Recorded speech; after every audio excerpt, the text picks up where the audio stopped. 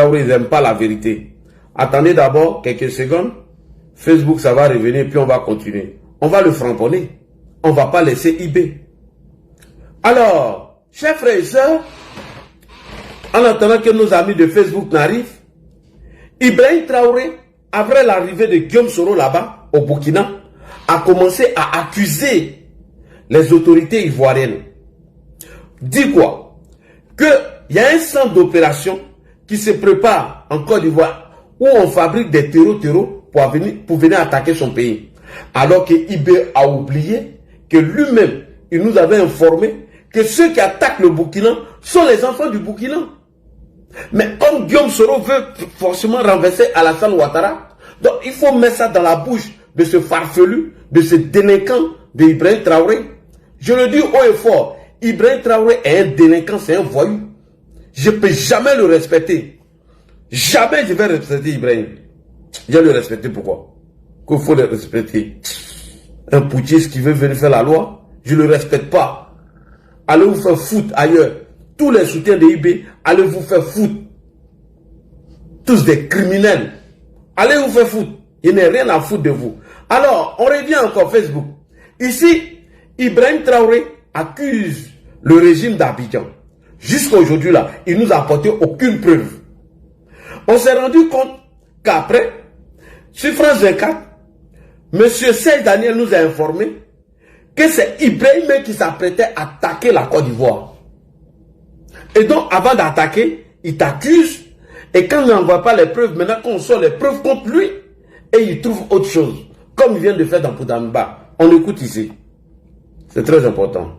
Vas-y. Avant, dans une interview, parler du régime ivoirien. Certains Burkinabés sont montés sur leurs chevaux et critiqués. Je le dis, j'insiste et je persiste. Nous n'avons rien contre le peuple ivoirien, mais nous avons quelque chose avec ceux qui dirigent la Côte d'Ivoire.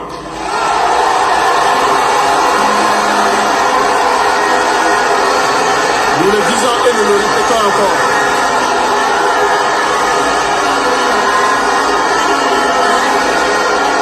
Laissez-moi vous dire quelque chose. Permettez-moi de vous dire quelque chose.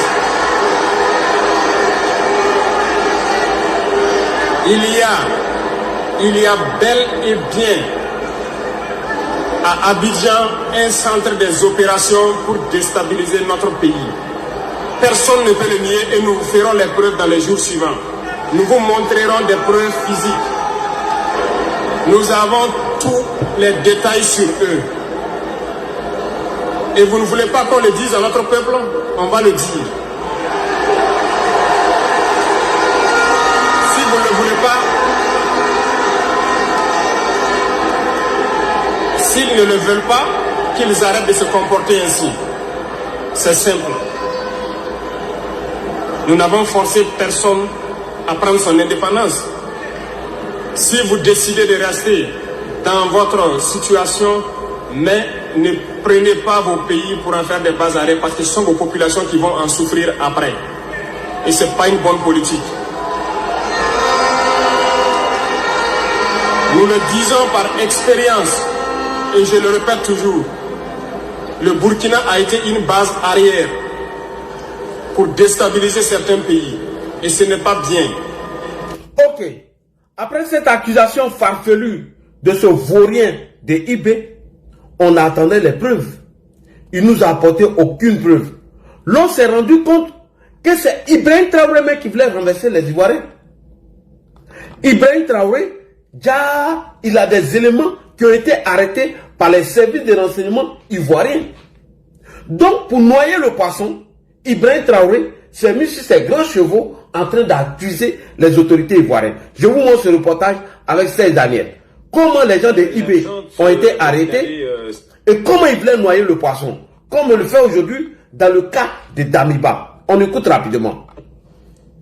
L'agente burkinabé Serge accuse également la Côte d'Ivoire d'agir en sous-main pour déstabiliser le Burkina et donc les généraux. Vous êtes à Abidjan, je crois. En tout cas, à Dakar, mais que répond Abidjan? Parce que vous avez interrogé les autorités ivoiriennes. Oui, effectivement, dans le ministère de la Sécurité accuse des pays d'avoir abrité les putschistes, ceux qui voulaient faire le coup d'État. Il y a par exemple le Ghana qui est cité, mais également la Côte d'Ivoire qui est citée. Alors, de sources diplomatiques ivoiriennes, on nous dit, mais c'est un peu une manière pour le Ouagadougou de noyer le poisson. Pourquoi? Parce que il y a plus de 2 semaines, le ministère ivoirien des Affaires étrangères aurait convoqué le chargé d'affaires par intérim du Burkina Faso à Abidjan et lui aurait fourni des preuves d'une tentative de déstabilisation, cette fois-ci, de la Côte d'Ivoire. Le ministre des Affaires étrangères ivoirien appelle le chargé des Affaires étrangères du Burkina, où des Burkinabés ont été arrêtés qui tentaient de renverser notre régime. Et donc, qu'est-ce que IB fait? Il nous dévance et il nous accuse. Et il n'apporte aucune preuve de ces accusations. Quand ils tentent un coup contre toi, quand ça ne réussit pas, soit ils accusent X ou Y. Quand Ibrahim Traoré tente un coup et que ça échoue, on accuse toujours quelqu'un. Ça, c'est sa stratégie. Donc, le coup d'État dont Ibrahim avait parlé, où il dit des terreaux sont entraînés en Côte d'Ivoire. Dans notre pays, il n'a pas été capable d'apporter les preuves. Déjà, ils ont arrêté ces éléments. Donc, pour noyer le poisson, il envoie un buzz. On continue, c'est Daniel. Très important. Qui viendrait du Burkina Faso et qu'actuellement, d'ailleurs, selon nos sources, les sources diplomatiques, les sources sécuritaires, des personnes qui seraient impliquées dans le tentative de déstabilisation de la Côte d'Ivoire seraient arrêtées sur le sol ivoirien. Donc, pour Abidjan, en fait, Ouaga cherche à noyer le poisson. Merci pour ces informations. Merci beaucoup. Et donc, c'est ce qu'il a fait dans le cas de Damiba. Tu essaies d'envoyer 17 des mercenaires burkinabés via le Ghana par dizaines sur les consignes de Guillaume Soro et on les arrête. Tu fais croire que Damiba va te renverser. Ça a été toujours sa stratégie. On continue. Donc IB est un lâche. C'est un poltron. C'est un manipulateur et un menteur. Deuxième fait encore d'accusation de IB. Il dit que des terroristes flottent avec le pouvoir et que nous, on négocie ou on mange avec les terreaux. Mais il n'est pas capable d'apporter ses preuves. Ibrahim Traoré n'est pas capable d'apporter les preuves de ces accusations. On écoute ici encore les mêmes accusations de IB. Croyez-vous vraiment que peut-être l'armée ivoirienne est tellement surpuissante que quand les terroristes les voient seulement, ben écoutez, cela ne faut même pas les toucher, oui, quoi que ce soit. Vous croyez à ça? Ils sont tellement plus puissants que les 3 armées de l'AES. C'est faux. Le pouvoir flotte avec les terroristes. Il ne faut pas se mentir. Tous ceux qui ont voulu peut-être certains privilèges que ce soit n'ont pas eu, se sont mis à contre nous, se sont déployés là-bas, sont entretenus, sécurisés et tout. C'est de quoi on parle. Ils savent aussi de quoi on parle.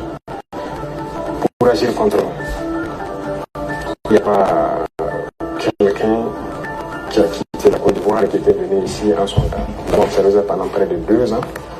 On les a parlé plusieurs fois. Ils nous ont dit non, il faut qu'on passe par les règles de l'art, il faut que la justice émette des mandats et tout ça. On a fait tout. Ils ne répondent pas. Est-ce que vous semblez nous dire qu'aujourd'hui, la Côte d'Ivoire servirait de base arrière à une organisation visant à déstabiliser le Burkina Faso? Ça, même plus que ça. Base arrière à une organisation servant à déstabiliser le Burkina.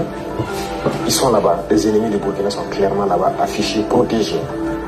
Ils sont payés, ils sont protégés, ils sont bien logés. En plus de ça, il y a la question du terrorisme. Mais non. Le pouvoir flotte avec les terroristes. Il ne faut pas se mentir. Il y a un pacte de non-agression. Et quand il y a un pacte de non-agression, vous devenez une base arrière. Et tout ça, ça m'inquiète justement. Si ce pays, il y a des crises, le pays sera attaqué par les terroristes. Parce que s'il ne gagne plus ce qu'il gagne, le pays sera attaqué, ce pays va s'envoler. C'est un danger. C'est pourquoi j'ai passé le temps à dire au chef d'État, on ne participe pas avec les terroristes. Et donc, quand Ibrahim Traoré fait croire que les autorités ivoiriennes flottent avec les terroristes, mais il ne nous apporte aucune preuve. Et c'est ça Damiba a démenti. Voilà pourquoi ils l'ont arrêté. Parce que IB avant n'accusait pas les autorités ivoiriennes. IB avant la visite de Guillaume Soro au Burkina Faso, il n'a jamais accusé les autorités ivoiriennes. Mais pourquoi accuser les autorités aujourd'hui? Parce que lui et Soro ont décidé de renverser Ouattara. Pourquoi les accuser aujourd'hui? Parce que lui, Ibé, Guillaume Soro est en train de le narguer, le tromper. Donc, le fait que Damiba a dit qu'il n'y a pas de terreaux qui viennent de la Côte d'Ivoire pour aller chez eux, et que les vrais terreaux, les bandits, là, sont les fils du Burkina Faso. Mais ça dérange Ibé aujourd'hui. Damiba a signé son arrêt de mort. Quand Damiba dit que les terreaux là, ils ne viennent pas de la Côte d'Ivoire, que Ibé est un menteur, que ce sont les propres fils du Burkina. Voici la deuxième erreur de Damiba. Pourquoi il a été arrêté? Parce que Ibé est en train d'accuser la Côte d'Ivoire aujourd'hui. Et toi, on te fait une interview, tu dis non, que les terreaux là, ce sont les fils du Burkina. Mais c'est normal qu'ils t'arrêtent. Parce que tu deviens un obstacle pour leur propagande. Tu deviens un obstacle pour leur combat, entre guillemets, panafricain. Tu les mets en porte-à-faux. Tu déconstruis leurs mensonges. Donc, voici l'erreur de Damiba que je vais vous présenter ici. Ici, Damiba dit que Ibé est un menteur et un propagandiste. Tous les terreaux qui sont au Burkina sont les fils du Burkina. Mais attendez, est-ce que ce que Damiba dit là, c'est vrai? Ibé a confirmé ça. Ibé lui-même là, on va faire la VAR. Il va venir vous dire que les terreaux sont les enfants du Burkina. Pourquoi le Ibrahim Traoré vient changer ce discours? Parce qu'il veut faire plaisir à Guillaume Soro pour renverser Ouattara. Ibé, pourquoi tu arrêtes Damiba? Parce qu'il dit que les terreaux sont les fils du Burkina. Mais il a fallu que Guillaume Soro vienne te manipuler et tu changes tes propos. Il a fait la VAR. Va de la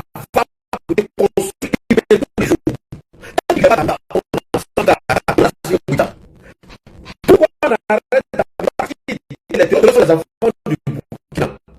La Côte d'Ivoire ne fabrique les terroristes ne sont pas mouillés et blanchis en Côte d'Ivoire. Les terroristes ne viennent pas de Côte d'Ivoire. Les terroristes sont les enfants du Burkina. Voici deux raisons pour l'arrêter. Arrêtez, il a dit, il a sa bouche. Il y a d'autres choses. Et avant que Dieu se revienne le manipuler, il a dit que ce sont les fils du Burkina qui attaquent le Burkina.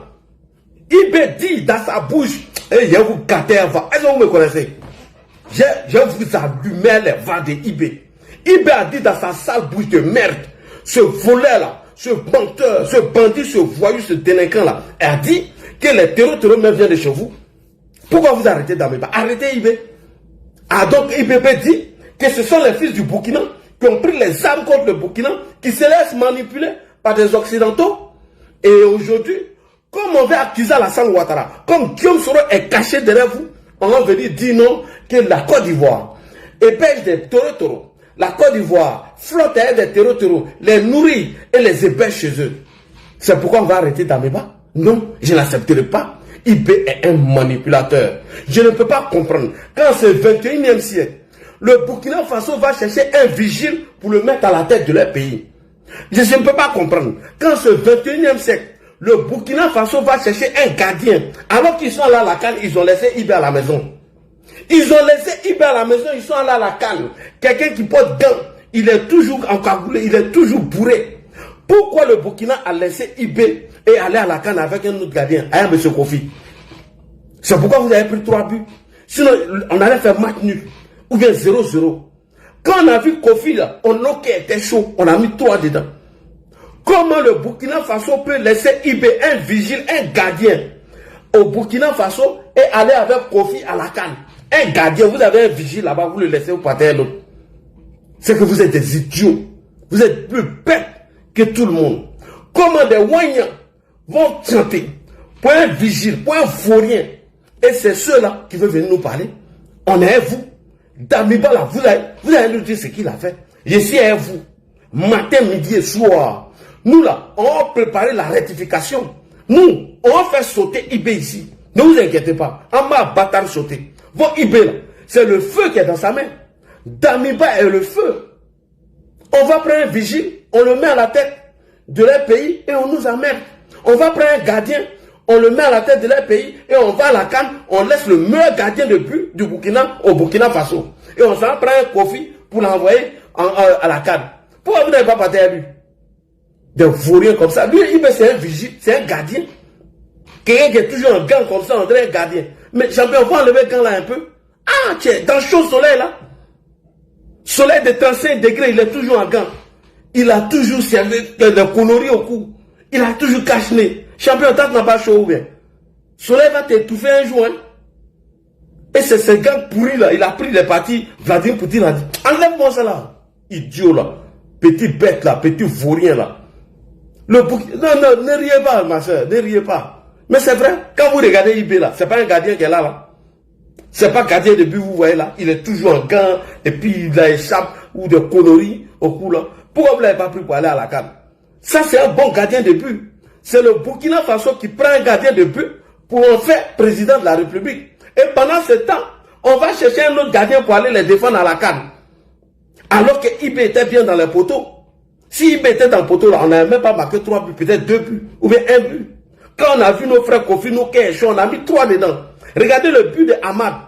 Un foutaise. Il lui a fait asseoir. Kalaou, lève-toi là-bas. On dit, nous, on avait besoin de ce physique à la tête de vos pays, là. Un gawa comme ça, un zozo. On vient l'ovationner. On va écouter ici Damiba. On va écouter Damiba ici. Damiba, est-ce que les terreaux qui attaquent le Burkina sont des Ivoiriens ou des Burkinabés qui sont formés en Côte d'Ivoire pour venir vous attaquer? Damiba, je pose encore la question. Est-ce que il y a des terreaux qui flottent avec les autorités ivoiriennes qui s'entraînent en Côte d'Ivoire pour venir vous attaquer? Damiba, puisqu'on a à la tête de votre pays un propagandiste, le président des TikTokers, IB Gâteau, IB le vigile, IB le gardien, IB le portron, IB le lâche, IB le vaurien, IB le frayamant qui a pris la clé des champs, qui a oublié ses parents au front et il a assis à Ouagadougou. IB tranché qui a frayaillé, tellement les terreaux l'ont traumatisé. À Djibo, où les terreaux ont fait thé, et ce bâtard-là est assis en guide et choses comme on appelle en Russie, il n'est pas capable d'aller libérer son pays. Est-ce que c'est la Côte d'Ivoire qui fabrique ou les terreaux s'entraînent pour attaquer votre pays? Dis-nous, Damiba. Voici ça ici, Damiba. Intégralité Damiba. On a l'opportunité que vous parliez. On a envie de comprendre. On a l'opportunité que vous parliez parce que vous ne parlez pas souvent. Qu'est-ce qui explique Je l'ai allumé que cette guerre dans votre pays n'aille pas dans le bon sens? Qu'est-ce qui explique que l'on en soit aujourd'hui encore à avoir une telle division du pays? Qu'est-ce qui ne marche pas? Vous, le militaire, dites-nous, c'est quoi? Bon, ce que je vais donner mon point de vue sur cette question-là, à la lumière de la petite expérience que j'ai, je pense que j'ai dit dans un de mes messages que notre problème est majoritairement interne. Damiba dit, notre problème est majoritairement interne. La plupart de nos problèmes, ce n'est ni Alassane Ouattara, ni les autorités ivoiriennes. Premier point, il précise, donc IB, où est-ce que tu quittes tes mensonges? Pourquoi tu arrêtes Damiba? Voici l'une des raisons de l'arrestation de Damiba.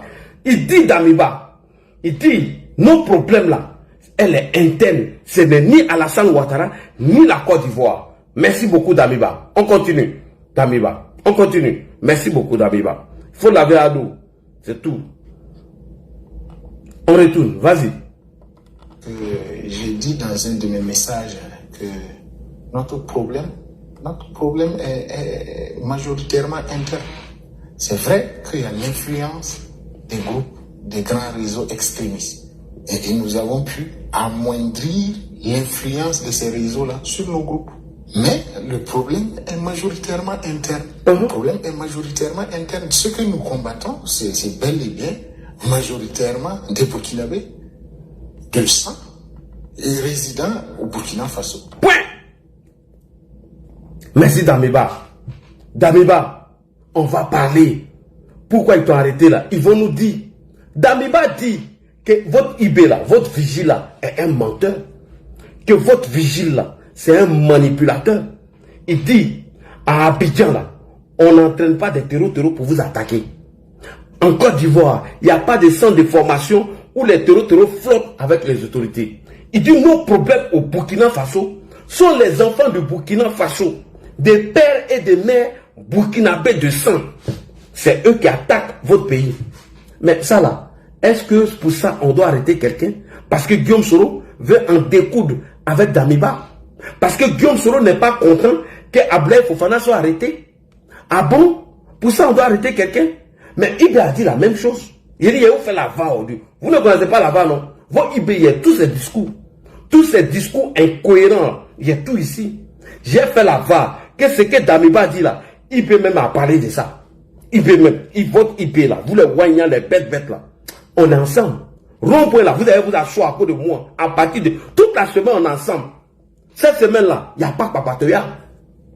Les voyants, Aïtara Srinanta. Les moyens, prenez vos tabourets, restez au rond-point. Dites à Ibé, il n'a qu'à payer thé pour vous, il n'a qu'à vous donner l'argent de sucre, il n'a qu'à vous donner l'argent de charbon. Vous et moi là, on est ensemble toute la semaine. On est ensemble jusqu'à la gare. Je n'ai pas vous laisser, je n'ai pas raté Ibé. Damiba dit ici que Ibé est un manipulateur, c'est un menteur. Que la Côte d'Ivoire n'a jamais abrité des terreaux. Que les autorités ivoiriennes n'ont jamais flotté avec des terreaux. Que les terreaux au Burkina Faso sont les fils du Burkina, burkinabés de sang, et que c'est eux qui ont pris les armes contre leurs frères. Et Ibé va venir vous dire le contexte et pourquoi ces enfants-là ont pris les armes contre vous. Ibé va venir vous dire pourquoi ces terreaux sont là-bas. Qu'est-ce que vous avez fait? Votre responsabilité. Ibé va venir vous dire ça. Alors Damiba, merci, continue. Parce qu'on veut t'arrêter pour tes vérités. On y va. Par moment en tout cas. Dans certaines portions, et majoritairement internes. Mais le problème est majoritairement interne. Le problème est majoritairement interne. Ce que nous combattons, c'est bel et bien majoritairement des Burkinabés de sang et résidents au Burkina Faso. Par moment en tout cas. Dans certaines portions qui sont hors de contrôle de notre pays. Donc le problème, il est fondamentalement interne. Il est majoritairement interne. C'est exactement quand une partie d'une population essaie de trouver des voies et moyens pour régler. Malheureusement, la solution qui est trouvée, ou bien c'est la solution à portée de main, c'est le combat armé. Merci. Notre problème est majoritairement interne. Parce que ces gens-là, pourquoi ils sont devenus des terreaux? Parce qu'il y a des zones qui ne sont plus sous nos contrôles. Il y a des zones qui ont été oubliées au Burkina. Il y a des zones où nous-mêmes nous sommes responsables du terrorisme. On vient accuser Alassane Ouattara pour ça. Et c'est pour ça qu'on arrête Damiba. Parce que Soro Guillaume, ce rancunier là, ce criminel là, a un riz couché avec qui? Avec Damiba. Et que ce Guillaume Soro dit à Ibé de faire rentrer des soldats par dizaines et par vingtaine, en passant par le Ghana, comme il y a moins de surveillance entre la frontière ghanéenne et la frontière ivoirienne. Comme ça, ceux-là vont rentrer, ils vont se positionner, ils vont attaquer plusieurs positions. On les arrête et en même temps, le même soir, on dit que Damiba est en train de préparer un coup d'État contre qui? Contre Ibé. On peut mentir comme ça. Et toi, fort, toi, ce criminel-là, tu as livré le monsieur. Toi, fort, Yassibé, on est ensemble. Il n'y a même pas de problème. Et Ibé vient confirmer ici. Premier VAR, Ibé, il dit le contexte. Pourquoi les enfants là ont pris les armes? Pourquoi c'est des Burkinabés qui sont des terreaux chez vous? Comme vos cerveaux de moineaux, il n'y a rien dedans. Si ce n'est que les gros thé que vous buvez dans vos ronds-points de merde qui est sale là. Si ce n'est que les duba rivaux mangés chez vous là. Est-ce que vous là, vous avez conscience? Ibé, premier point ici même. Il y a parti ici là même. Il a commencé ici. Ibé, est-ce que avant l'arrivée de Guillaume Soro, voilà ce que tu disais au Burkinabé. Il n'y avait pas de terreaux qui s'entraînaient en Côte d'Ivoire, qui flottaient avec les autorités ivoiriennes pour aller t'attaquer. Il a fallu l'arrivée d'un manipulateur, d'un menteur, d'un petit rancunier, avec son ventre rempli de capalos, ce vaurien là, ce criminel de Guillaume Soro. Il a fallu son arrivée chez toi, que tu changes d'argument. Voilà ce que tu disais au Burkinabé. Ici, on écoute Ibé. Souvent, je me pose la question, est-ce qu'on se demande d'où vient le terrorisme? Point. Souvent, lui, Ibé, il se pose la question, est-ce que vous, les Wanyans les plus bêtes, les plus idiots, les Nalomans, les plus bêtes du Burkina Faso, est-ce que vous posez la question d'où viennent les taureaux? Ibé, dis-nous où viennent. Ça, c'est avant l'arrivée de Guillaume Soro au Burkina Faso. Et aujourd'hui, comme on veut renverser Ouattara, comme Ouattara est devenu leur ennemi commun, comme aujourd'hui le président Ouattara les gêne, il faut l'enlever, on l'accuse. Vas-y, Ibé, est-ce que vous savez d'où viennent les taureaux? Vas-y, la VAR. La VAR, c'est la VAR.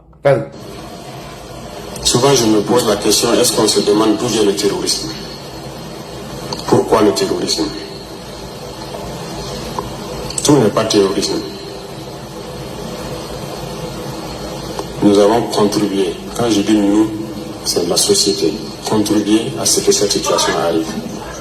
Merci beaucoup.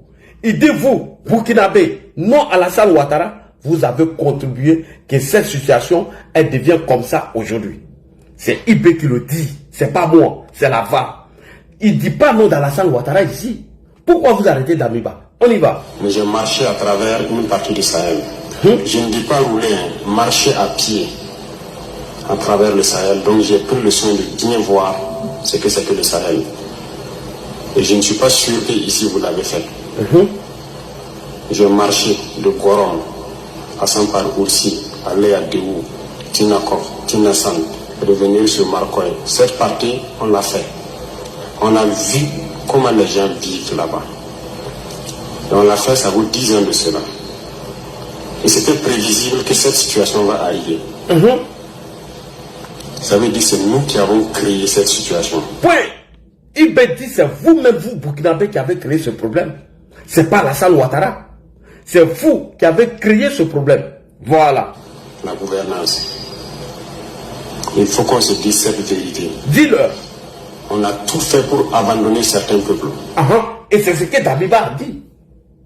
Qu'il y a une partie de votre territoire qui vous a échappé et vous avez oublié ces gars-là. Et c'est ça Ibé est en train de confirmer. Allons-y, Ibé. À cause de nos intérêts égoïstes. On ne pense qu'à nous. Comme jusqu'aujourd'hui, on voit les gens meurent ailleurs, mais à Ouagadougou, on fait la fête. Merci. On n'a aucune pitié pour l'autre.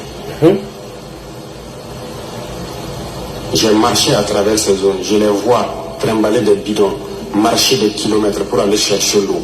Je les ai vus en train de marcher des kilomètres pour trouver l'eau pour le bétail, et le bétail qui meurt en cours de route. Il n'y a pas de route là-bas. Il n'y a pas de route. Comment même un camion même pourrait arriver là-bas, ne serait-ce qu'avec un peu de tourteau pour que leurs animaux puissent manger? Il n'y a rien là-bas. Qu'avons-nous construit là-bas? Qu'avons-nous fait là-bas? Quel projet de développement avons-nous envoyé là-bas? Question. Est-ce qu'on s'occupe même de leur vie? Rien qu'une simple eau. Qu'avons-nous fait de sérieux dans ces zones? C'est la question qu'il faut se poser. Et le territoire de cette partie, c'est hors de contrôle.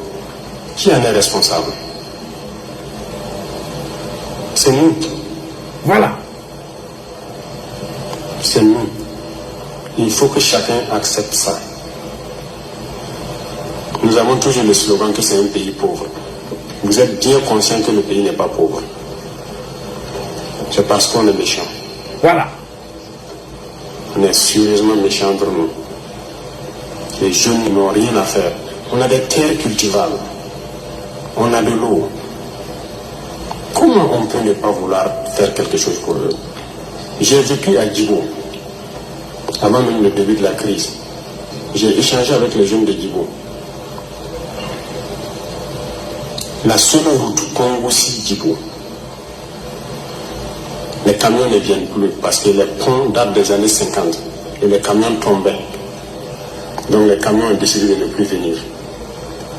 Ils produisent, en allant à Nassougo, à Bourou, ils produisent la tomate, ils produisent beaucoup de choses.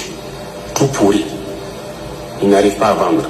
Leur marché de bétail, vous quittez Djibo jusqu'à Pétékoli. Ils sont là avec leur bétail, ils n'arrivent pas à vendre. Mais vous voulez qu'ils fassent quoi, les jeunes? J'ai écrit un rapport en son temps pour qu'on puisse au moins se réparer cette route. La guerre n'était pas là. Personne ne viendra me dire le contraire. J'étais à Djibo, j'ai vécu là-bas. On n'a rien fait. Rien. Qui en est responsable? Il faut que chacun fasse son introspection et se rende que nous sommes les coupables de cette situation. Point.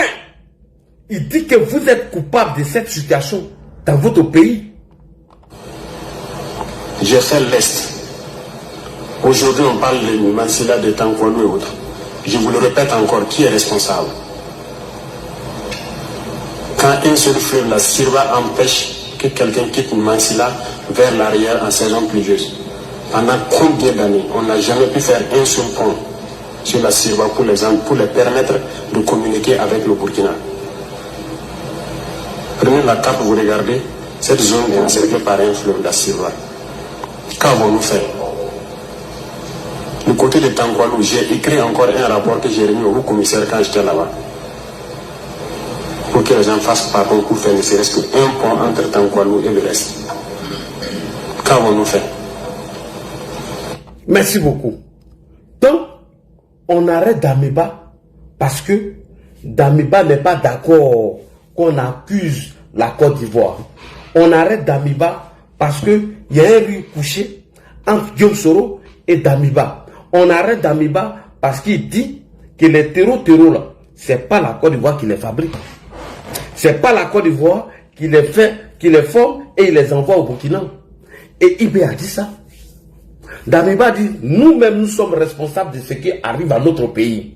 Pourquoi on l'arrête? Et puis, on pose la question encore à Ibé. Comment tu dois faire pour combattre ce fléau? Ibé dit, il les voit.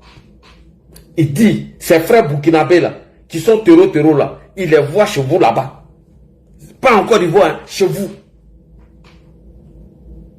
Et lui, il veut prendre les armes pour aller les combattre. Pourquoi il ne dit pas que non, ils sont entraînés en Côte d'Ivoire et non, c'est la Côte d'Ivoire qui flotte avec eux? Ibé l'a dit, mais vous avez un cerveau de moineau. La VAR, on y va. On va faire assez de VAR. On va faire la VAR. On écoute ici encore votre Ibé. Ça dit que c'est la tolérance zéro désormais contre toute personne qui s'aventurerait à déstabiliser votre pouvoir. Ne dites pas notre pouvoir, je dirais toute personne qui voudrait, c'est-à-dire se mettre en travers de la marche de ce peuple-là. Il n'y a pas de sentiment. Ça, c'est terminé. Nous avons assez sensibilisé, nous avons assez parlé aux gens. Et voilà, c'est pas comme si on ne les connaît pas, nous les connaissons. Ouais. C'est pas comme s'il ne les connaît pas. Il les connaît. Tu les connais, non? Ils viennent d'où? Certains sont venus ici, nous les avons dit. On vous flatte. Certains de ses fils sont venus le voir lui-même, hein, les Burkinabés là, qui attaquent son pouvoir. Il les dit qu'on les blague. Mais pourquoi tu les arrêtes pas en même temps? Quand ils vont te voir. Et toi, tu fais croire qu'Alassane Ouattara flotte avec les terroristes. Ah bon? Donc les terroristes sont allés te voir. Donc Ibé, tu reçois les terroristes. Et tu parles avec eux pour leur dire que les gens vous blaguent. Ah bon? Dans la salle Ouattara, les terroristes ne viennent pas le voir. Hein? Mais toi, tu le vois. Certains même sont partis te voir là-bas. Et tu leur as dit que les gens sont en train de les tromper, ils sont en train de les blaguer. Bon, pourquoi tu ne les as pas arrêtés? Donc tu discutes avec les terroristes. Toi-même, tu es pire qu'un terroriste. Tu es dangereux qu'un terroriste. On continue. Vas-y, Ibé. On continue. On vous flatte. C'est parler aux gens. Et voilà, c'est pas comme si on ne les connaît pas, nous les connaissons. Certains sont venus ici, nous les avons dit, on vous flatte. L'impérialisme n'a pas d'amis. Peut-être que certains se sentent obligés parce qu'ils ont peut-être des serments qu'ils ont prêtés avec les impérialistes et il les faut aller au bout. C'est fini. C'est fini. Monsieur le Président, des sous-officiers, des officiers aujourd'hui, est-ce que toutes ces arrestations ne montrent pas qu'il y a un malaise au sein de notre armée au Burkina Faso? Pas de malaise. Ce sont des individus manipulés. Voilà, il n'y a pas de malaise. Les hommes se battent au front. Il n'y a aucun malaise. Et si vous regardez ceux qui sont dans ces situations-là, ce n'est pas forcément des gens venus du front. Donc les Burkinabés se battent. On ne peut pas concevoir que d'autres qui sont en arrière, ils se permettent de rentrer dans certains projets. Et en fait, il faut reconnaître que les impérialistes, ils sont très malins. Ils peuvent prendre quelques individus avec qui ils traitent, et ces individus se sentent obligés d'aller au bout parce qu'ils sont menacés aussi. S'ils ne vont pas au bout, ce qu'ils ont pris ou les serments qu'ils ont prêtés avec eux, ils auront des problèmes. Mais ils vont embarquer d'autres personnes dedans. Peut-être que les gens sont intelligents. Mais Voilà, il n'y a pas de problème majeur. Tout le monde Merci beaucoup. Les individus qui veulent lui le renverser là, ce pas des gens qui viennent du front. Ce sont des gens même qui sont chez lui au pays. Et que des impérialistes essaient de les convaincre en fait de lui renverser. Mais pourquoi tu ne les arrêtes pas en même temps? Pourquoi tu n'arrêtes pas les gens? Et tu viens nous prendre de la comédie et de la fanfaronnade. Tu es un homme dangereux, IB. Et qui est derrière? Je dis toujours Guillaume Soro. Pourquoi je le dis? Le conseiller politique de Guillaume Soro nous a dit ici que c'est eux qui ont réussi à manipuler Assimi Goïta jusqu'à ce que Assimi Goïta s'en rende compte que le danger qui le guette vient de chez nous. Et c'est les mêmes terroristes qui sont là-bas.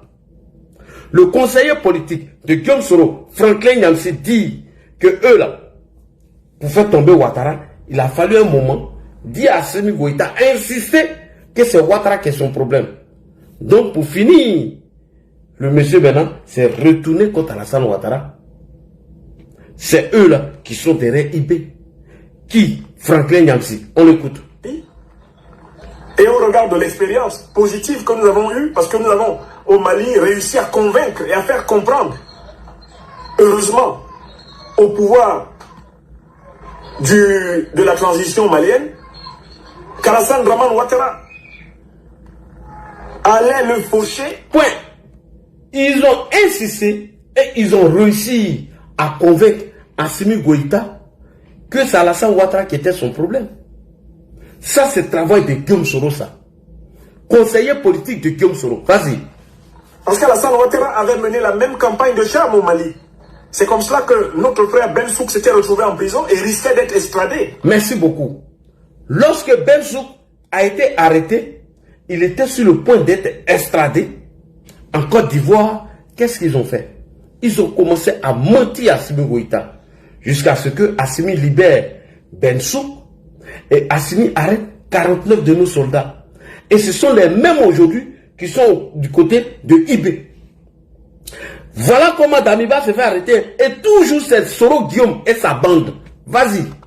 Nous avons eu la chance d'être écoutés par le colonel Assimi Goïta, le premier ministre Choguel Kokala Maïga, qui ont fini par comprendre que leur ennemi juré était au sud de leurs frontières.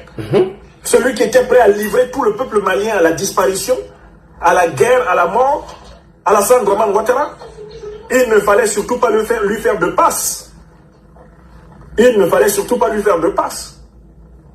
Et c'est précisément parce que la transition du Mali est chevillée au peuple malien qu'elle a fini par nous écouter et écouter le peuple malien, qui lui disait libérez ceux de nos frères qui résistent contre Ouattara, parce que Ouattara est contre le peuple malien. Donc, sans ce travail de conviction avec le Burkina, sans ce travail de conviction avec la Guinée, il est extrêmement important que tous les Africains qui sont en résistance contre les dictateurs ne mettent pas les pieds dans ces pays. Merci beaucoup. Et donc, voici le travail qu'ils ont réussi à faire et à mettre en place pour que Assimi se retourne contre nous.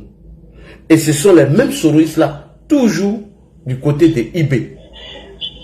Nous allons écouter ici maintenant le communiqué du Togo. Pourquoi ils ont envoyé IB dans son pays? Et vous verrez que ce sont des prétextes fallacieux qui font mal au cœur. Vraiment, je n'ai même pas envie de parler. Pourquoi ils ont envoyé IB? Monsieur Fogna Sibé estime que les preuves qui ont été brandies par le Burkina Faso, ce sont des preuves valables et que ils vont préserver la vie de monsieur Damiba. Vraiment, j'ai été choqué. J'ai été choqué de voir Fogna Sibé, un criminel, livrer Damiba à ses bourreaux ou à ses amis criminels. Mais toi, Fogna Sibé, tu vas le payer. Il faut qu'on te dise. On va écouter ici le communiqué, le fameux communiqué du Togo. Pourquoi ils ont livré Damiba? Voici ce qu'ils nous ont donné ici comme option. Au risque de me répéter, je salue ici M. Atu Banga. Je salue ici l'autre frère Cheikh Ouma qui ont fait une bonne analyse sur l'arrestation de Damiba. Comment Fogna Sibé est dangereux, lui et IB. On écoute ici le communiqué du Togo. Voici le 13h de ce mardi 20 janvier 2026 et c'est en direct sur la télévision togolaise. 13h que nous ouvrons avec ce communiqué du gouvernement. En date du 12 janvier 2026, les autorités compétentes togolaises ont reçu une demande d'extradition formulée par les autorités judiciaires de la République du Burkina Faso visant M. Damiba Paul-Henri Sandaogo, de nationalité burkinabé, poursuivi des faits de détournement criminel de deniers publics, enrichissement illicite criminel, corruption, incitation à la commission de délits et crimes, recel aggravé et blanchiment de capitaux. Les autorités compétentes togolaises, après examen de la régularité de la requête susdite, y ont donné telle suite que de droit. Conformément à la procédure en matière d'extradition au Togo, M. Damiba Paul-Henri Sandaogo a été interpellé le 16 janvier 2026 en exécution du mandat d'arrêt qui faisait corps avec la demande d'extradition reçue puis écrouée. La chambre d'instruction de la Cour d'appel de Lomé a ensuite été saisie du dossier.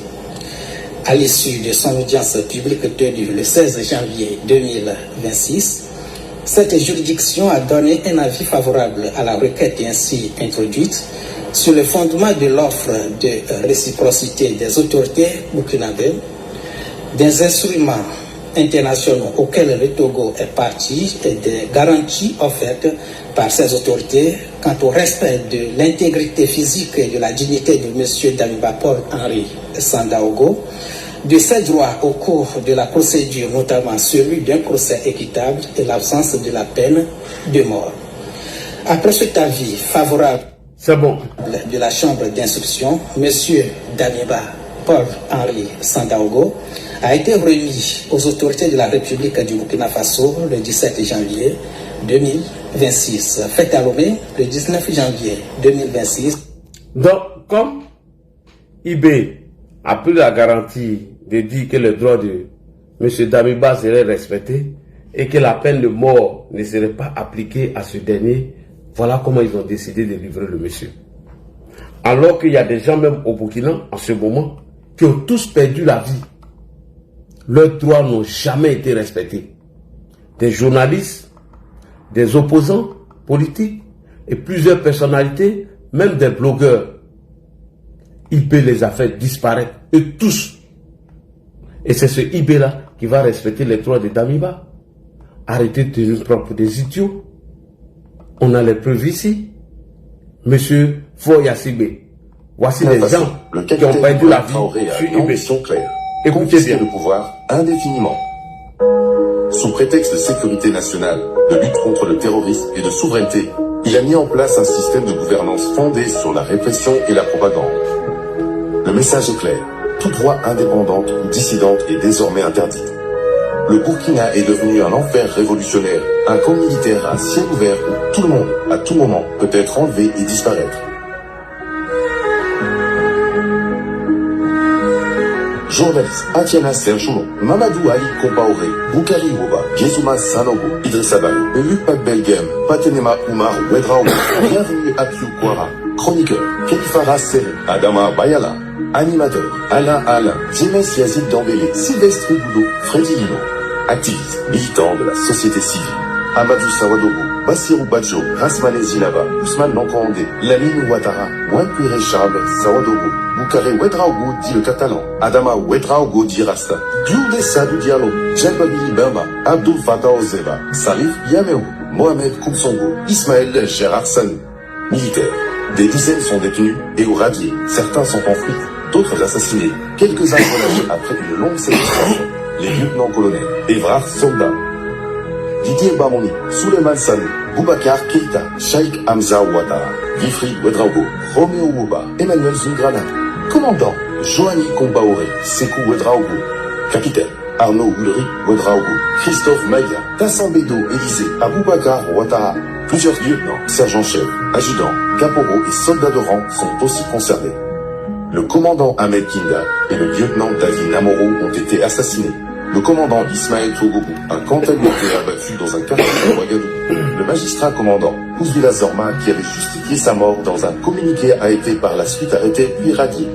Les escadrons de Ibrahim Traoré ont aussi enlevé ou intimidé plusieurs partisans du candidat Ali Guissou à la présidence de la Fédération de football pour permettre au colonel Oumarou Sawadogo, candidat unique, d'être élu avec 99% des voix. Des professeurs d'histoire-géographie ont été harcelés et enlevés pour avoir critiqué le programme scolaire. Des membres de famille ou proches de personnes en exil ont été enlevés. La femme de l'ancien député Aziz Diallo, le père de l'activiste en exil Oumar Koulibaly, la fille, le fils et le cousin de l'ancien ministre Djibril Bassolé, le fils de Aïssata Gando, le directeur de cabinet du milliardaire en exil Mamoudou Bonkoumou, PDG d'Ebomaf. Plusieurs personnalités, figures politiques ou citoyens ordinaires font l'objet de disparitions forcées ou de détentions arbitraires. Le roi du Goulmou, Moussa Tchongiano Django, Eladj Hamidou Bandé, Eladj Mamoudou Diallo, grand imam de l'Afiabou, Guy RVK, avocat et coordinateur du mouvement Sens, l'homme d'affaires Sansan Anselme Kangou, les Messa Aruna Louré et Richard Kolga, Salifou Teta, commissaire de police Pananfo Rachid. Il y a ceux qui ont eu plus de chance, qui ont été enlevés puis libérés à condition de rester discrets, loin des médias et des réseaux sociaux, ou carrément de servir la cause des militaires avec zèle. Younoussa Sanfo, Abdulaziz Congo, Ablassé Ouedraogo, Stanislas Waro, Abdoulou Waboudrabo, Romial Diaro, Tassré Savadogo, Clément Ouedraogo, Daouda Diallo, Évariste Rostin Consimbo, Issouf Mikema, Laurentine Yé et Judith Kibora Tiandrobeogo ou encore Daouda Mounian. Magistrat réquisitionné pour le front. Aruna Yoda, André Roger Zungrana, Gafarou Nakrou, Pessoa Keyere Sonda, Youssouf Siouga, Cheikh Kombao, Alidou Tiandrobeogo. Ils avaient engagé des poursuites contre des proches du régime. Adja de Kopsilga, Imam Baro de Bobo, Adama Sigéré du Rigra. Il y a la dernière catégorie, celle des soutiens du régime militaire. Tandis qu'ils applaudissaient les enlèvements, ils ont été enlevés à leur tour. Oussani, Faisal Nanema, Fortune Yunga Yassia, Mohamed Simon, Charlie Le Sage, Grand Docteur. Adama Ganame, Tidiane Belem et Joseph Badou morts en détention. Le pouvoir de Ibrahim Traoré a ainsi réussi à réduire au silence de nombreux acteurs de la vie publique en instaurant un climat de peur pour dissuader toute dissidence ou critique. Espace civique fermé, médias suspendus, presse muselée, journalistes enlevés pour avoir dit la vérité, magistrats envoyés au front pour avoir dit le droit, une armée purgée, une population désabusée et prise en otage. Voici le vrai bilan d'un régime qui enchaîne son peuple et qui prétend libérer le Burkina et même toute l'Afrique. Merci beaucoup. Donc, Fonya Singbe, toi tu n'as pas vu ce reportage-là, hein? Des journalistes qui ont été enlevés, qui ont disparu, des militaires qui ont été déjà, parce qu'ils ont critiqué IB, même des activistes qui ont perdu la vie. L'activiste Oumar Koulibaly qui est en Côte d'Ivoire, son père a été enlevé. Donc toi tu n'as pas vu ça, hein? Que le droit de l'homme n'est même pas respecté chez IB. Le droit même des citoyens burkinabés ne sont pas respectés. Et tu as décidé, sous l'influence de Guillaume Soro, de livrer M. Damiba.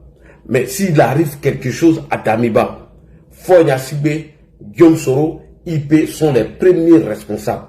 Donc fort, tu as accusé ici. Merci beaucoup. Commandant Invisible, bonsoir. Bonsoir Ladi, bonsoir. Bonsoir.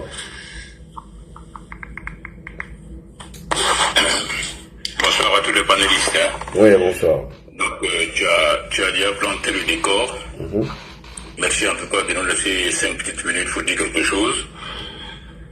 Par rapport à la situation du pauvre Damimba. Le pauvre. Qui, il faut le rappeler, était déjà condamné. Condamné depuis le Togo. Condamné depuis la prise au pouvoir, depuis l'arrivée au pouvoir de Ibi Kakao. Condamné depuis le volte-face du Togo. Il était condamné dans ce pays-là.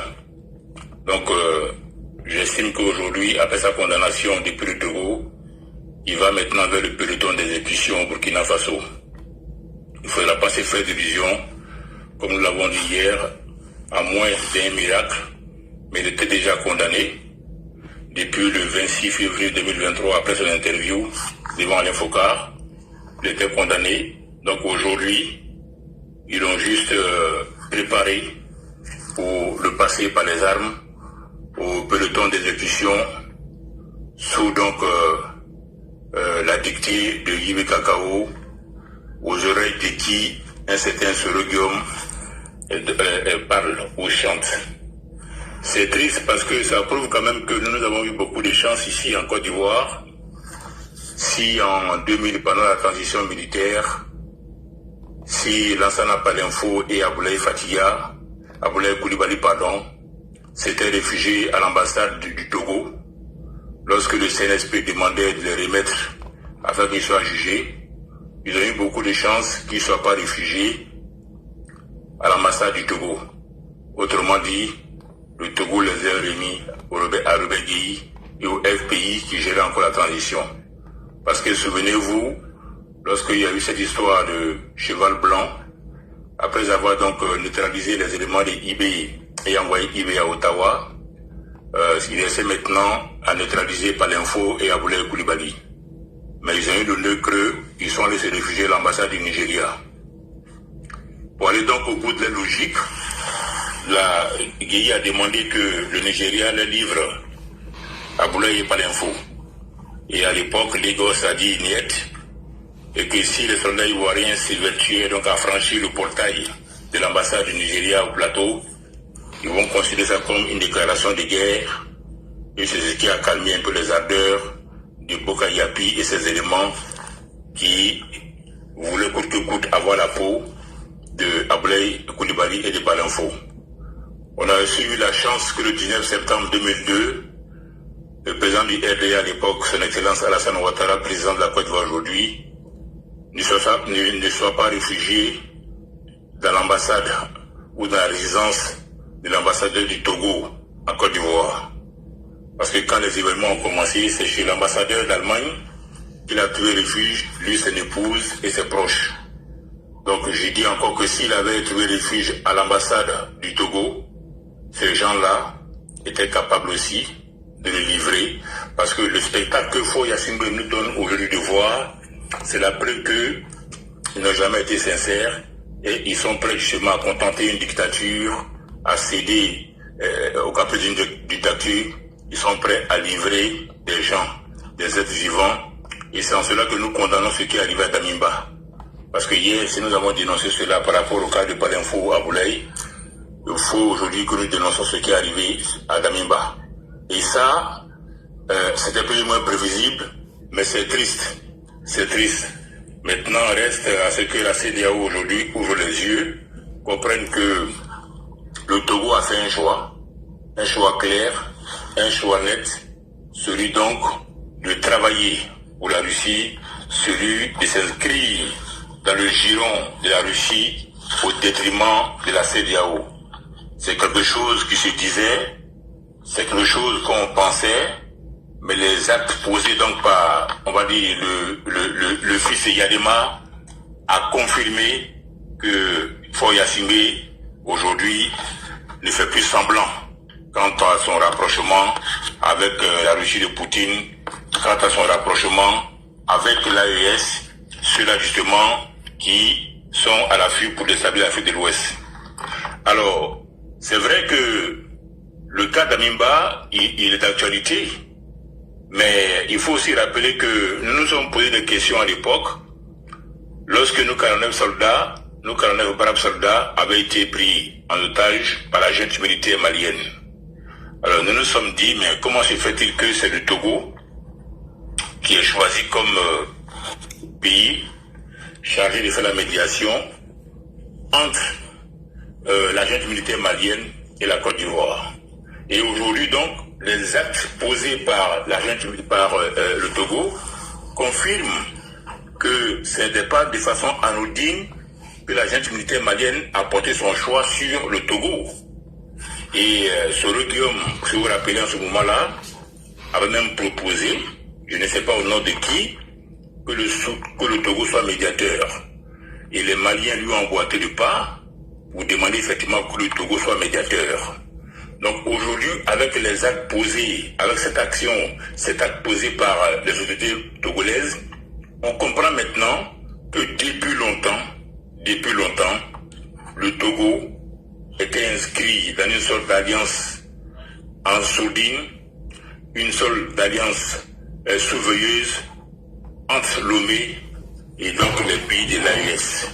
C'est pour cette raison que, clairement, le Togo a été choisi comme médiateur pour la libération de nos soldats. Mais si le Togo n'était pas en odeur de sainteté avec l'AES ou le Bamako, le Togo n'aurait pas été choisi. C'est parce qu'ils s'entendaient déjà, ils étaient d'accord sur l'essentiel, vu que le Togo c'est un régime militaire. C'est parce que Yassine Bey porte de costume, sinon son régime repose sur les militaires, tout comme celui de Bamako, celui du Niger, de Ouaga. Donc à partir de là, il y avait un accord, une alliance entre Bamako et le Togo. Et en livrant aujourd'hui Gamemba, Yassine Bey et le Togo confirment qu'ils ont toujours soutenu l'AES. Mais c'est une question de temps et bon, d'hésitation peut-être, mais toujours est-il que c'est une question de temps. Aujourd'hui, il est clair et net qu'on n'a plus de doutes, on ne devrait plus avoir de doutes. Depuis cette histoire de prise d'otage de nos soldats, nous avons remarqué quand même l'implication du Togo dans le processus de libération qui faisait du Togo désormais un pays incontournable au plan de la diplomatie. Et ça, c'est dans l'intérêt donc de l'AES. Et c'est cette position du Togo-là qui a biaisé un tout petit peu les décisions qui étaient prises en amont au sein de la CEDEAO, parce que le Togo se posait comme un pays qui peut parler avec toutes les parties. Un pied dehors, un pied dedans. Ils sont d'une part avec la CEDEAO et d'une part avec l'AES. Mais aujourd'hui, on n'a plus de doute. Ils sont plus avec l'AES qu'avec la CEDEAO. Maintenant, après, c'est un peu comme ça que Damimba, bon, il était dans une sorte de résidence surveillée. Il a parlé et justement, cette interview qu'il accorde va précipiter les choses.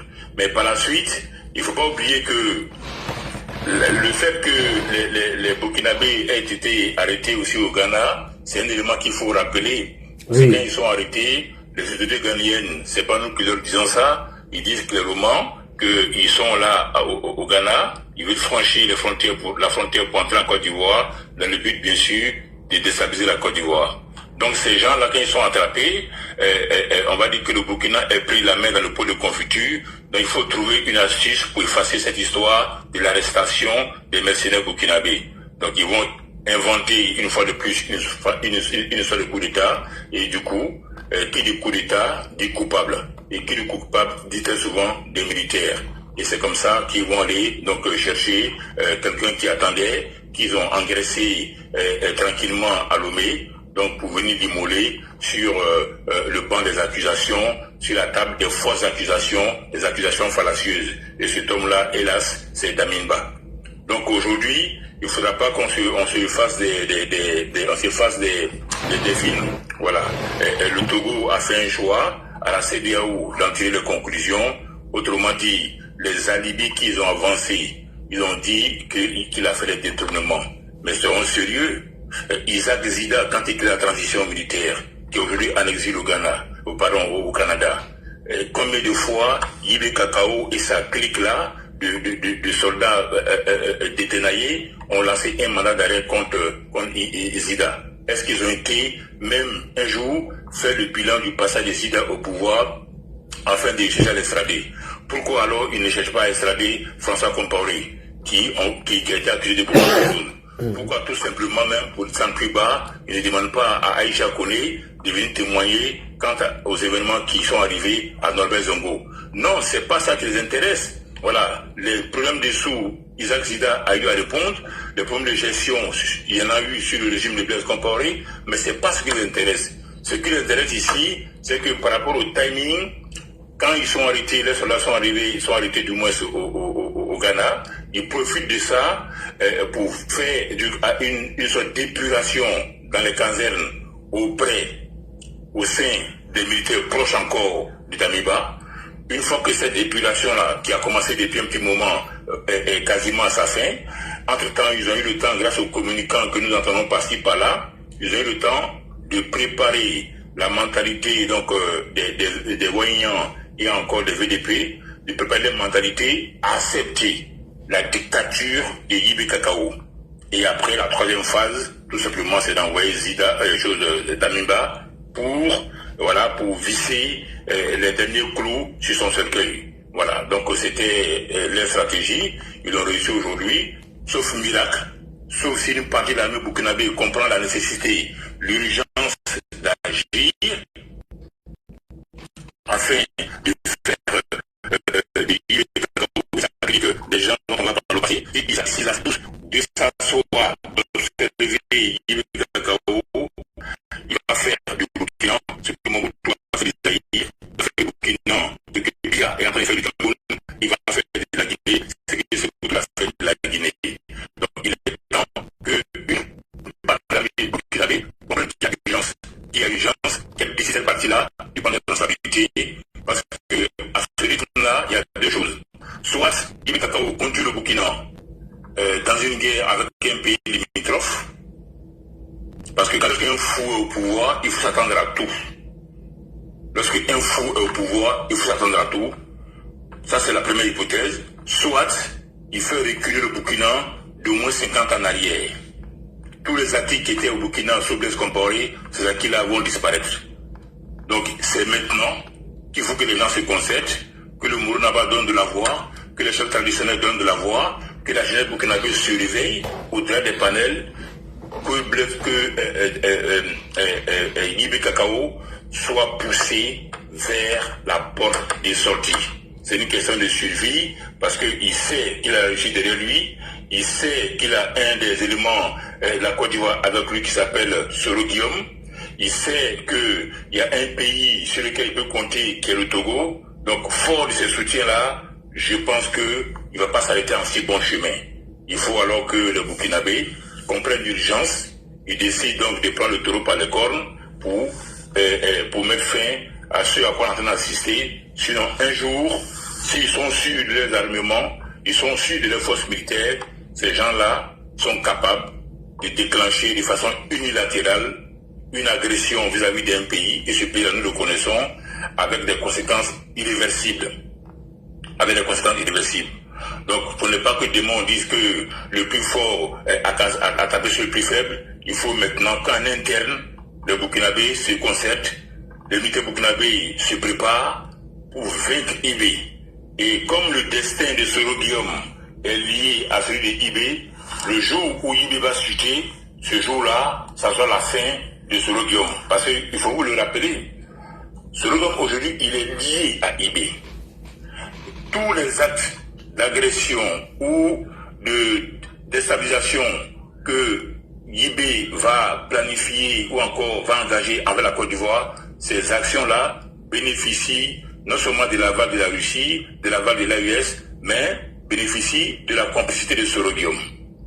Et son destin est quasiment lié aujourd'hui à celui de Ibi. Parce qu'il faut le rappeler que le Burkina avait lancé un mandat d'arrêt contre Soro.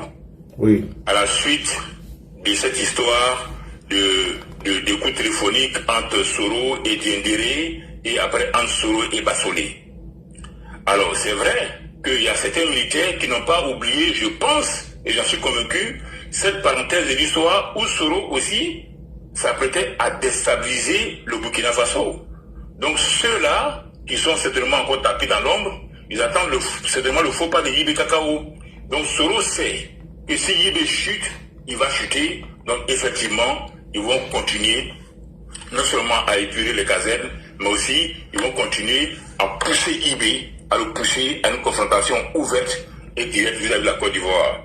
Parce que c'est la première fois que nous entendons de tels propos qui sortent de la bouche d'un jeune militaire, d'un jeune putschiste, illettré analphabète, alors qui ne sait rien du tout, qui va en Russie pour manger du gâteau, qui s'affiche avec Maduro qui est tout content, qui agresse matin, midi, soir un pays comme la Côte d'Ivoire où il n'a pas moins de 3 millions de ressortissants qui y vivent. C'est quand même incroyable. C'est quand même incroyable. Donc le destin de Soro, je le répète, est bien lié à celui de Ibi Kakao, pour dire que tant que Ibi ou encore le Mali, tant que l'un de ces deux pays-là n'est pas neutralisé, justement, l'AES continuera d'être une menace, et cette menace-là, elle est accompagnée en sourdine par donc le Togo. Le Togo qui, il faut le rappeler aussi, en novembre 2025, c'est le 19, ce Togo-là s'est rendu donc chez Poutine. Et quand il a eu chez Poutine, il a fait ce qu'on appelle, il a ouvert les portes de l'Afrique de l'Ouest à la Russie. Il allait signer, il y a des mois, un protocole d'accord avec la Russie. Donc un rapprochement entre la Russie et le Togo. Dans le package de ces accords-là, il y a ce qu'on appelle la formation militaire, désormais, entre les soldats togolais et les soldats russes. Alors, il a parlé aussi ils ont aussi établi que ils allaient, entre les deux pays, procéder à ce qu'on appelle le partage des renseignements entre les Togolais et les Russes. Et puis aussi, l'utilisation des ports militaires respectifs. C'est-à-dire qu'aujourd'hui, le port de Lomé est un port où, effectivement, des troupes russes peuvent débarquer à tout moment. Mais le point le plus important, c'est que Fort Yachingué a ouvert le golfe de Guinée aux patrouilles militaires, aux avions de guerre, aux paquebots de guerre russes. C'est-à-dire que désormais, avec cet accord-là, les Russes peuvent accoster un paquebot de guerre, un navire de guerre au large de Lomé, au large du golfe de Guinée, depuis leur accord avec le Togo. Donc, ce navire de guerre-là, voilà, peut effectivement peut accueillir des avions de guerre pour les escales ou pour les interventions. Donc, c'est important que la situation aujourd'hui du Togo soit prise au sérieux parce qu'elle risque de fragiliser la CEDEAO et elle risque encore de nous entraîner dans une situation que nous n'allons pas contrôler. Ok, merci Ladi, je vais te Merci beaucoup, merci.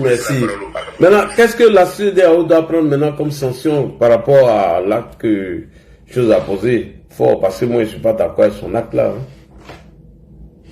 Bon, moi je pense que la CEDEAO a une occasion, je dis pas avec une occasion, même si ça n'est pas passé hier, la CEDEAO a une occasion, cette occasion-là pour pouvoir contrecarrer, on va dire, la nuisance du Togo. Pour moi, la CEDEAO, après ce qui s'est passé au Bénin, a une aubaine. Cette aubaine-là, c'est la mise sur pied d'une force militaire mixte à Cotonou. Une sorte de l'OTAN à l'africaine. Une force d'intervention rapide. De sorte que les processus de l'AES se détiennent pour dire que dès l'instant où on va penser agresser un pays de la CEDEAO, automatiquement, il y a une force militaire en alerte qui va intervenir. Et moi, je pense que pour contrer justement cette position, cette démarche du Togo, il faut procéder comme ça. Parce qu'en le faisant, la CEDEAO a une force militaire qui est non seulement orientée vers les pays de l'AES, mais qui permet aux grands pays de la CEDEAO, comme le Nigeria et la Côte d'Ivoire, de gérer les problèmes, mais de façon pragmatique. S'il y a cette force militaire qui est basée, on va dire, à Cotonou, elle va permettre aux forces nigériennes de gérer les problèmes qu'ils ont avec les Nigériens, aux frontières du Niger. Si cette force mixte militaire qui est basée à Cotonou, elle va permettre encore à Cotonou d'avoir une vue claire de surveiller le Burkina Faso. Et si à cette force mixte-là qui est à Cotonou, elle permet au Ghana de regarder du côté de Lomé. Et elle va permettre aussi à la Côte d'Ivoire de se concentrer sur sa frontière avec le Mali. Voici l'avantage de ces forces militaires. Et comme l'histoire, ou du moins les événements qui sont passés au Togo, au Bénin, datent il y a à peine un an, c'est le moment de mettre, j'estime, cette force militaire sur place. Et vous allez voir qu'ils vont réfléchir par deux fois avant de s'attaquer à un pays de la CEDEAO. Ça va être une force militaire mixte, comme c'est le cas avec l'OTAN, mais une force militaire tournante. Voilà, où il y a un peu de chaque pays, où encore on peut procéder à des rotations. Et ce n'est que militairement que les pays comme le Togo, comme on va dire le Burkina, ou encore le Mali, le Niger, ce n'est que militairement que la CEDEAO va apprendre à se respecter ou à se faire respecter, va les obliger à reculer, parce que non seulement nous avons des armées locales, mais nous avons une force mixte, une force militaire qui est en alerte maximum, 24 heures sur 24 heures, qui est prête à intervenir lorsque les besoins se font sentir. Parce que eux, ils vont tirer des leçons de leur échec au Bénin. Et la prochaine fois, ils risquent de ne pas procéder autrement par rapport au renfort dont a bénéficié les soldats béninois. Donc il faut que la CEDEAO aussi adapte sa position, son fonctionnement par rapport à ce que les autres aussi peuvent préparer. Voilà, donc le Togo, s'il voit qu'il y a une force mixte, une force militaire, au-delà des discours, au-delà de la diplomatie des salons, s'il se rend compte qu'il y a une force militaire qui est prête à aller chercher Tigri là où il se cache, je crois que ça va s'arrêter assez rapidement, ou du moins ça va s'atténuer ou encore baisser. Ok. Commandant, voilà, merci beaucoup pour cette analyse. Moi, je dis à mon père, à la fin, on va quand même. Au plus va s'approcher des petits maudits là, des faux là. Solko, tu es là. Terre de Bruni, tu es là. Vous êtes là, Terre de Bruni, Solko. Est-ce que vous êtes là? Oui. Oui, là. Vraiment, j'ai pris un coup hier. Hein. J'étais choqué quand il a pris l'arrestation de Damiba sur la transition là. C'est vraiment ça choque. Tu m'entends? Oui, on t'attend très bien. D'accord. D'abord, moi, ce n'est pas long parce que j'ai pris du plaisir à écouter le commandant invisible. Bonsoir Ladi, bonsoir commandant invisible, bonsoir Terre de Bruni, bonsoir tous ceux qui sont sur le panel. Moi, d'abord, il y a une question, peut-être que ça va amener certaines personnes, en tout cas les autorités qui nous écoutent, parce que pourquoi c'est le 17, ils ont livré, c'est depuis le 17 Damiba a été livré, c'est aujourd'hui le communiqué est sorti. Moi, ça m'amène à me poser un certain nombre de questions, ou bien ils voulaient faire ni vu ni connaître à Damiba, parce que depuis le 17, c'est aujourd'hui le 19 là, vous savez que Damiba a été livré au Burkina Faso. Parce que quand tu écoutes, ou bien quand tu lis le communiqué du gouvernement togolais, c'est marqué. Je pense qu'il y a c'est le 17, les choses sont rentrées dans l'ordre avec les autorités burkinabées. Et puis le 19, là, c'est là tout le monde entier est informé. Et puis ils voulaient encore aller plus loin, cacher ça. Comme la nouvelle a pris, en tout cas, partout, la nouvelle est partout maintenant. Donc bon, ils vont sortir soi-disant communiqué, informer les gens. Vraiment, c'est méchant. Voilà, c'est méchant. Au-delà de toutes les relations qui peuvent exister entre le Togo et puis le Burkina, quelqu'un qui part chercher refuge, quelque part d'abord qui a été renversé par son subalterne qu'on appelle IB Kakao, aller livrer cette personne parce que il y a eu des communiqués disant non, la peine de mort est suspendue pour lui. Donc la constitution est personnelle, quoi. En tout cas. Ils ne savaient pas ça parce que dans leur constitution, on dit la peine de mort est applicable à tout le monde. Et le Burkina, depuis l'arrivée de Ibé propagandiste, il dit que le Burkina est un État souverain. Est-ce que l'UFO Yassine peut rester au Togo, donner des ordres à Ibé qui est au Burkina? Donc vraiment, c'était des arguments fallacieux, c'était des prétextes vraiment très fallacieux. Essayer de livrer quelqu'un, vraiment, il ne va pas cacher le mot à la mort. Parce que ça livrer Ibé, disons, livrer Damiba à Ibé, ça allait creuser sa tombe. Voilà, qu'on ne se cache pas, ça allait creuser sa tombe. Même si lui, on le met en prison, ce qu'il va subir en prison, ça serait pire. Donc vraiment, faut Yassine, moi avant je ne l'aimais pas, hein. Voilà, pas parce que ça n'a rien, je ne suis pas hypocrite. Moi avant je ne l'aimais pas. Voilà, parce que je n'ai jamais aimé sa manière de faire.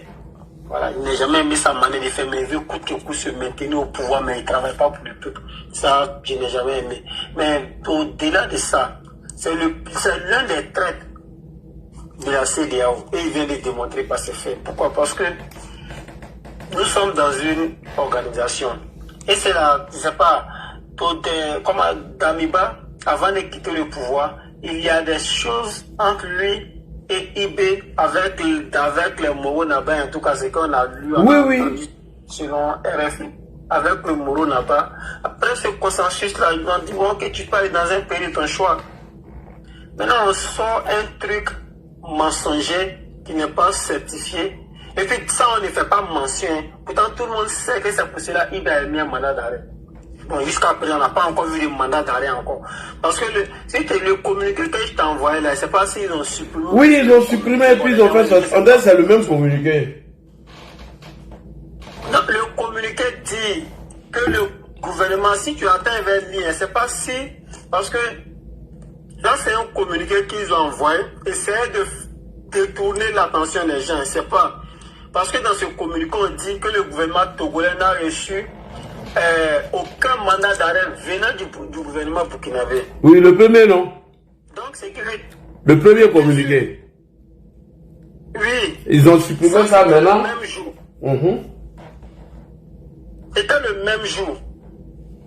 J'ai lu le premier paragraphe. Le gouvernement de la République togolaise demande formellement les informations faisant état d'une quelconque extradition du lieutenant-colonel Paul-Henri Sandaogo Damiba par les autorités togolaises.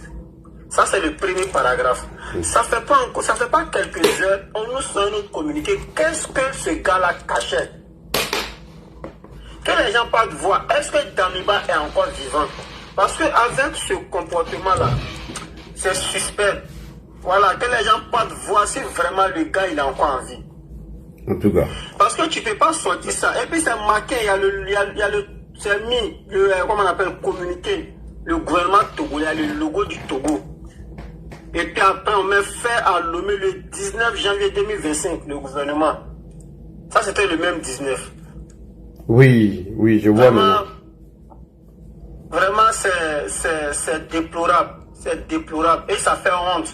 Au-delà de faire honte à la CEDEAO, ça fait honte à toute l'Afrique.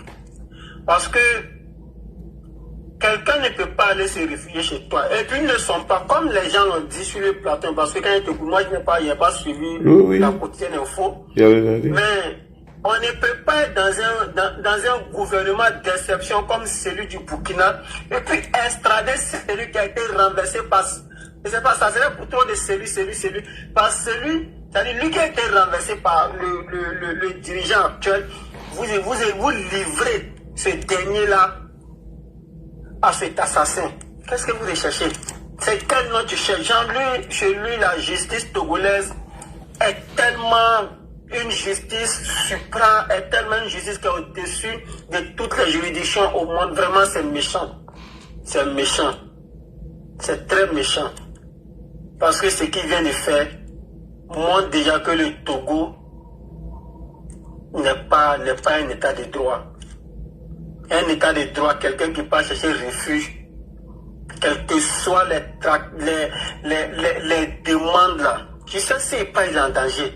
Tu vas l'extrader pourquoi? Au moins, s'il y a un président qui avait été élu, qui était là, on sait qu'il y a des accords internationaux qui sont là.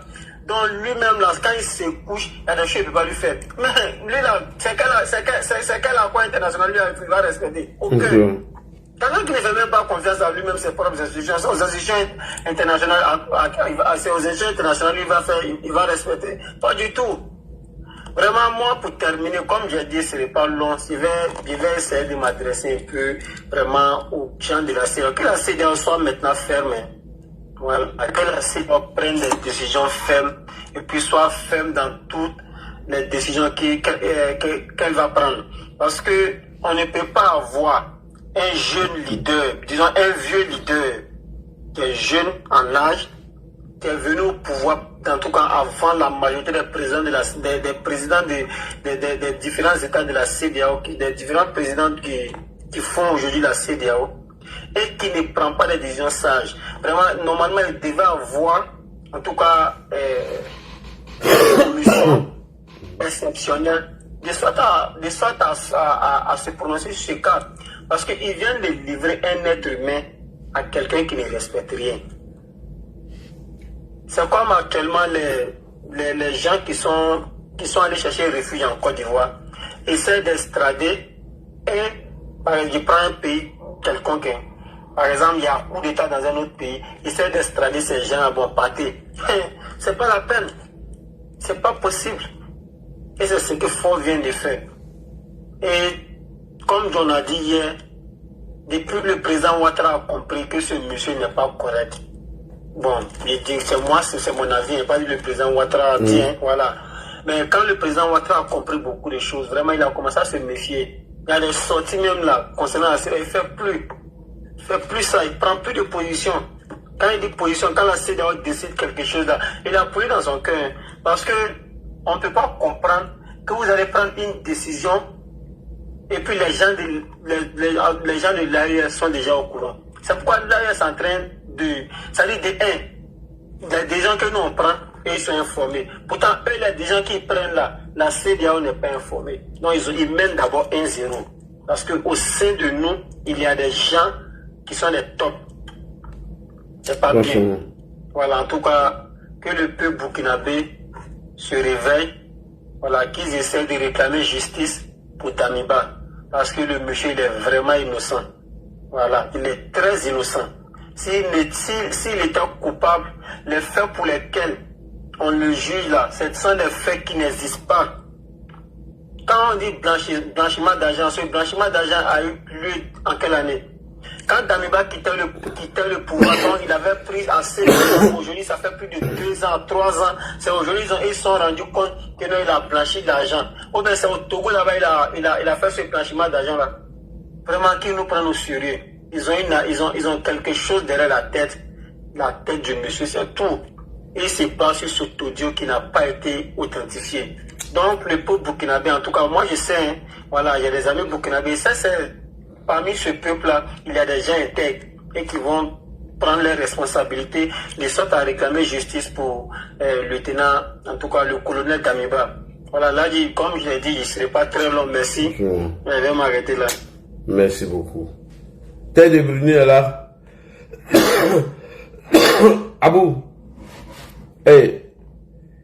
Souley, tu as quelque chose à dire? Souley, tu as quelque chose à dire?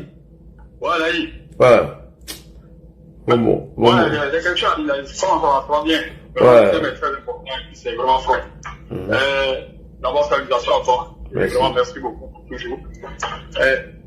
Moi, je dis, fort là, il y a longtemps, c'est un gâteau, hein. Moi, il y a longtemps, c'est un gâteau. Maintenant, les gens sont en train de plus. C'est un vrai gâteau, lui, là. En tout cas. Il a l'enfant, mon gars, là, longtemps, hein. Parce qu'il a une histoire dit que non, que c'est son père qui a fondé avec les autres présidents la CEDEAO, là. Donc, c'est pour cela, lui, il a toujours calé de ça. Comme le président là, il venait à tout moment, à tout de rôle, là. Donc, c'est pour cela, il s'est mis comme ça là-dedans. Il y a longtemps, les assassins, ça, il tient, hein. Oh là, il tient mal même. Son régime là. Il y a un gars qui est avec moi ici là, un Tourolais qui est au Canada avec moi ici là. Mais quand il parle de mort là, tu as froid au dos, hein. C'est vrai que l'époque pour tromper les gens, il est dangereux même si j'ai. Qu'est-ce que c'est ça? Mort là est plus dangereux qu'Ibé. Ibé, c'est un enfant. Bon, là, Soro m'a été chez lui là-bas. Quand Soro, la médiation, Soro était au Bénin, au Togo. Ah ouais? Oh, t'as vu, et le journal, moi. Il faut approcher les Togolais, ils n'ont pas qui parler du monde. Les Togolais qui sont sortis là, ils n'ont pas qui parler du type là. Et là, lui là, il ne pas. Il a tué son frère là, qu'est-ce qu'il n'a pas fait? Donc, moi, je dis à la. D'abord, moi, j'accuse d'abord la CEDEAO. La CEDEAO, cette histoire, ils ont tout traîné. Ils ont traîné sur les centres, les noms. Condamné, ça ne marche pas. Il fallait vraiment chicoter les Maliens là. Il fallait les chicoter, leur donner exemple. Petit, il avait mouillé. Mais les gens ont laissé faire. Ils ont laissé faire. La plus la CEDEAO, c'est la CEDEAO, même si c'est pas fait respecter. Comment les pays, ils encerclent le Mali encerclent chez moi là. Ils ne pouvaient pas. On ne dit pas si les mettre ou pas, ça ne marche pas ici. Votre Russie là, tu vas venir ici, nous embrouiller. Vous êtes en communauté, donc vous laissez les gens rentrer comme ça, et puis les enfants, ils décident comme ça les choses, et puis vous êtes assis. Réunion sur réunion. Bon, vraiment, moi, c'est vraiment, ça met en boule. Donc, moi, je suis l'intention ici, là, vraiment, c'est un panel. Le président de la République, qui doit vraiment veiller sur la sécurité de la Côte d'Ivoire. Parce que, Fort là, c'est un trait. Faut pas qu'il contribue. Faut pas qu'ils vont compter sur Fort là. Il est content au sein de la CEDEAO. Toutes les réunions qu'il fait là, avant de venir au Roland, il est frustré. Bon, vraiment, moi, c'était ce qu'il a dit. J'ai un gars ici là, qu'est-ce qu'il commence à parler? Oh, ok. Moi là, il est dangereux. Il a dit, quand on m'a dit, tu as vu, non? Il allait signer un pacte avec la Russie. C'est que le commandant de justice a dit tantôt là. Non, c'est vrai. C'est Kaki. C'est Kaki. Ok. On est en train de se défendre. On dit non, la Russie vient pour venir régler son problème avec la France. Quand il va signer un pacte pour venir, ils n'ont qu'à venir garer un navire. Mais tu sais, c'est un navire de l'Ouest. Quand c'est ici, ils n'ont qu'à venir même. Ou bien? En tout cas. Ils n'ont qu'à venir. C'est un mot là, vraiment. C'est un mot Il ne faut pas voir son affaire. Il ne faut pas voir son affaire. Donc, moi, vraiment, merci beaucoup. Vraiment, c'est le thème était très important. Les gars n'ont pas à voir la sécurité de l'Afrique de l'Ouest. La CEDEAO, là, c'est pas la peine. Il faut qu'ils essayent de se réveiller. On va se réveiller, quoi. Non.